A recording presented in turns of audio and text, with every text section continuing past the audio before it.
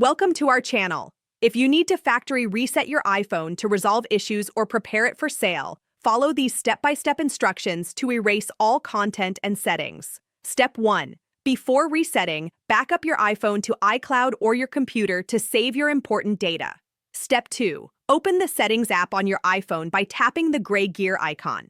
Step 3. Scroll down and tap General in the list of settings options. Step 4. Scroll to the bottom of the General menu and tap Transfer or Reset iPhone.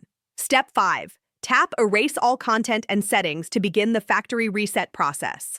Step 6. If you have Find My iPhone enabled, enter your Apple ID password when prompted. Step 7. Review the information about what will be erased, including all apps, data, and settings. Then tap Continue. Step 8. Enter your device passcode when prompted to authorize the reset. Step 9. Tap Erase iPhone to confirm.